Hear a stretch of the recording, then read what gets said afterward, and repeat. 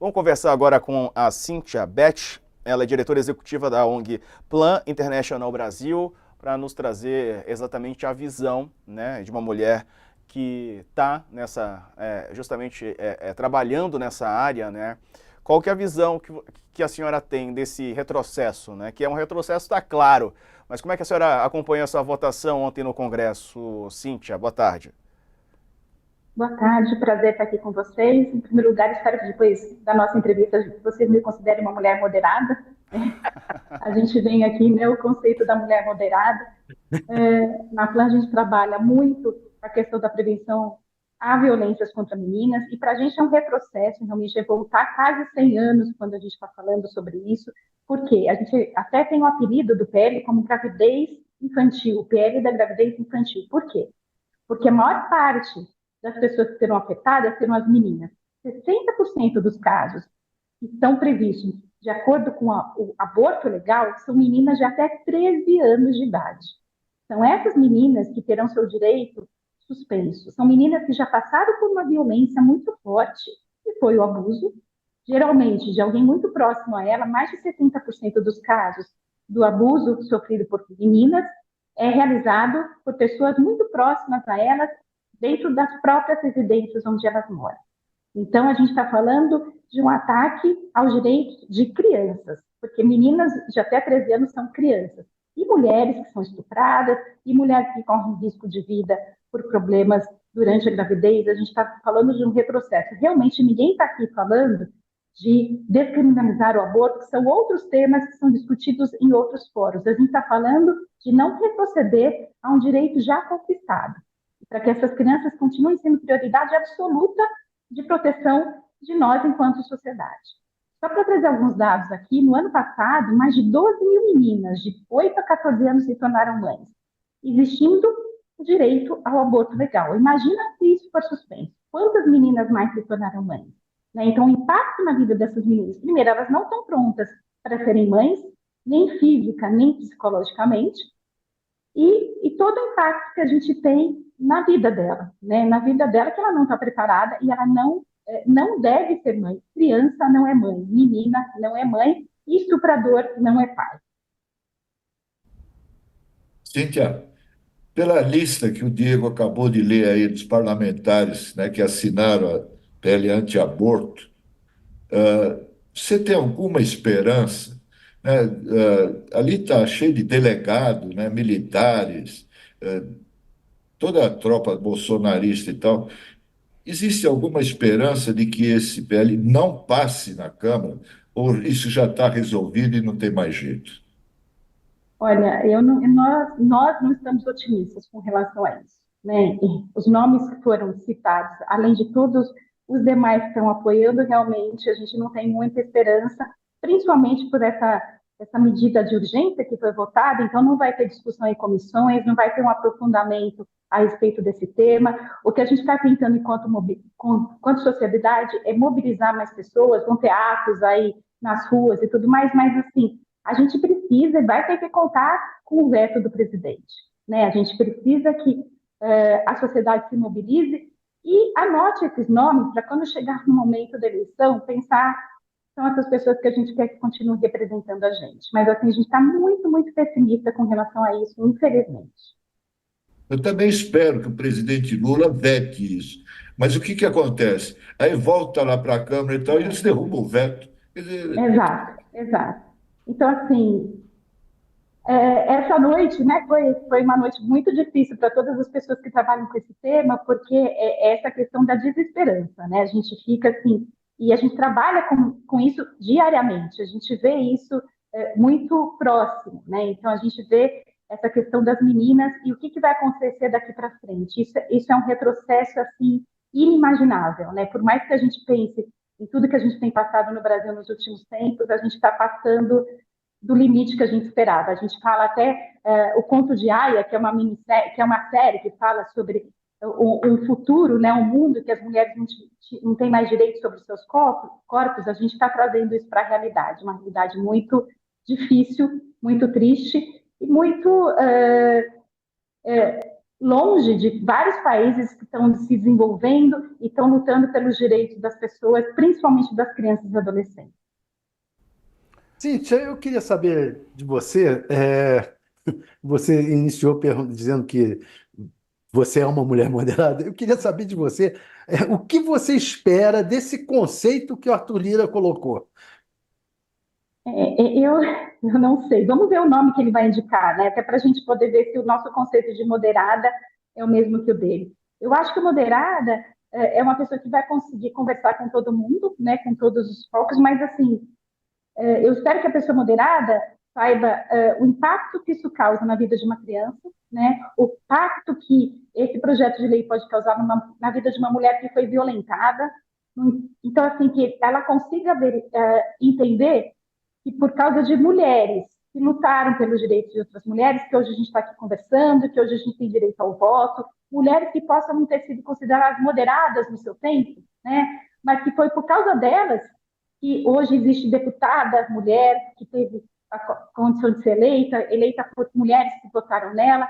Então, eu acho que essa moderada tem que ser uma pessoa que entenda da Constituição e que entenda do retrocesso que isso pode causar. A gente, de novo, não está falando, né, como o Poxo falou, a gente não está falando sobre aborto, a gente está falando sobre aborto legal e sobre crianças que terão suas vidas totalmente destroçadas. Eu acho que a gente precisa usar palavras assim que vão trazer para a gente a gravidade do que a gente está falando, né? Crianças que não vão ter mais direito a fazer o aborto. Por quê?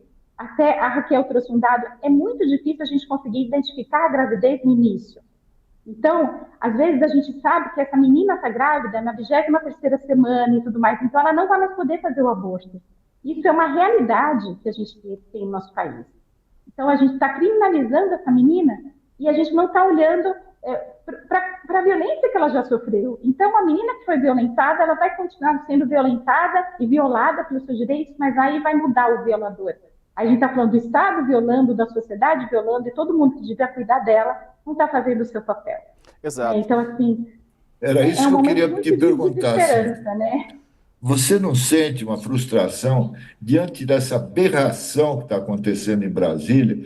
Não está vendo, eu não vejo, pelo menos, uma reação da chamada sociedade civil. Né? Você tem, de um lado, né, o governo, Lula e os partidos de esquerda se omitindo, né, na discussão, no debate, e, de outro lado, eu não estou vendo CNBB, OAB, né, todas as entidades da sociedade civil se movimentando. As coisas acontecem e vão passando, e ele em regime de urgência, né? Essa é a questão. O regime de urgência faz com que a gente não tenha tempo para a gente se mobilizar como deveria, né? Eu sei que hoje estão acontecendo, como eu falei, as manifestações aqui na Paulista, vai ter em outros lugares do Brasil, mas é isso, esse regime de urgência vem justamente para não dar tempo da sociedade se mobilizar. E a gente não é rápido o suficiente quando a gente precisa ser. Né? Então, isso é muito frustrante. Você trouxe a palavra correta, é muito frustrante. Agora, Cíntia, vamos trazer aqui para o campo concreto, né? A gente fica muito no debate político, vamos falar um pouco sobre essas meninas que você também conhece, né? Qual que é o impacto real na vida de uma menina estuprada que ficou grávida, eventualmente pariu, né? Ela gestou e pariu uma criança. Que traumas isso pode gerar para a mulher que vai virar, né, a menina que vai virar a mulher? Essa criação, como é que é feita? Quer dizer, a criança ela nasceu vinda de uma violência, né? Como é que essa mãe vai amar esse filho, vai dar para ele amor nessas circunstâncias? É tudo tão cruel, né? Uma vitimização em cima da outra, me parece. Sim. Essa menina não está preparada para isso, ela não escolheu engravidar, ela não teve escolha nessa situação que ela se encontra, ela não tem o corpo pronto para parir, para ter uma criança, então ela pode, inclusive, morrer durante o parto. E se essa criança nasce, imagina uma criança de 12 anos, de 13 anos, uma criança cuidando de outra criança. Geralmente é um parente, uma mãe, uma tia, a avó, que ajuda essa criança a cuidar, mas ela acaba interrompendo os estudos e acaba interrompendo qualquer plano de vida para ela. Né? Não é uma criança que vai ter um percurso normal como todas as outras. Né? Ontem, no dia 12 de junho, além do Dia dos Namorados, é o dia também contra o trabalho infantil, e a gente fala muito que a criança tem que brincar, então ela não vai brincar de boneca como deveria na idade dela. né? Ou ela não vai brincar de jogar futebol, ela não vai brincar, ela vai ter que assumir responsabilidades dentro de casa na criação da sua filha, da sua criança. Então, isso já é totalmente errado. Isso foge de qualquer lógica que a gente pode aceitar. Então, o impacto para essa menina vai ser para o resto da vida dela. E impacto para a criança que nascer também. Porque a criança está nascendo de um ato de violência e está nascendo também numa família que não estava preparada para recebê-la. A gravidez não planejada já é muito impactante quando ela ocorre com um ato que é consensuado. Imagine uma gravidez que é resultante de um ato de violência. Então, a lógica é toda errada. Então, quando a gente fala da lei do aborto legal, ela vem para corrigir um pouco da violência que essa criança sofreu. O nosso trabalho maior é a prevenção. A gente tem que fazer com que pessoas, com que homens não passem, que não façam atos de violência, que não estuprem, que não violem crianças ou outras mulheres. A gente tem que falar de consentimento. Mas aqui a gente está falando de quando já aconteceu. E precisa ter uma lei que possa interromper essa violência. Senão é uma violência que vai ser praticamente constante, né? É como se a gente tivesse, como você falou, Diego, essa questão da vitimização, né? Ela vai estar sempre lembrando daquilo que ela passou. Né? Isso é muito cruel. Você não vê um certo impasse nessa situação? Veja só, o cerne desse projeto, ele é o seguinte, criminalizar aborto de fetos, crianças, fetos de gravidez acima de 22 semanas. Isso significa o seguinte, que qualquer mulher ou criança, ou que tiver acima de 22 anos, de 22 semanas, não pode fazer aborto. Então, é impossível você ter uma moderação nisso, um meio termo nisso. Não pode ter essa decisão de que criminaliza após 22 semanas. Quer dizer, um projeto que não permite uma situação de moderação. Qualquer mulher, veja só, por exemplo, chegou aqui a nossa Raquel. A Raquel foi falar do projeto, vai dizer, olha, esse projeto ele criminaliza o aborto legal. É um contrassenso, é uma coisa impossível de você chegar no meio termo, na moderação. Vamos dar uma solução para esse projeto. Não tem solução. O meio termo, se me permite, é o que já existia, né? O que a legislação permitia, que é nesses três casos, né? A moderação está aí. A não aprovação do projeto. É o meio termo e a não aprovação do projeto. A moderação seria ele nem ter existido, né, Cíntia? Exato. Porque é um retrocesso. A gente está falando de uma perda enorme de direitos e uma violência enorme contra as crianças. Então, o meio termo seria a não aprovação desse projeto. Infelizmente, é a nossa preocupação que a gente tem uma visão bastante pessimista em relação a isso. De alguém que trabalha diretamente, né, com crianças, meninas, vítimas de abuso, estupradas, que infelizmente acontece muito e muitas vezes acontece dentro de casa, com alguém próximo. A Globo mostrou no Profissão Repórter nessa semana uma garota na UTI, quer dizer, sem total consciência, sendo abusada pelo próprio pai, que só foi feito flagrante por conta de uma imagem, né, da equipe ali do local. E algo que muitas mesmo acontece e a gente nem sabe, né, infelizmente, ignorar a existência de um fato. E como só para destacar, Cíntia, como é que você batizou também esse projeto? É PL do que mesmo? Ele está sendo chamado PL da gravidez infantil, porque são as crianças, as meninas que são mais impactadas, são mais de 60% dos casos. PL da gravidez infantil, PL do estupro, acho que fica mais justo do que PL do aborto, porque o aborto só é legal em condições específicas aqui no Brasil. Obrigado, Cíntia, pelas informações. Bom trabalho. Obrigada.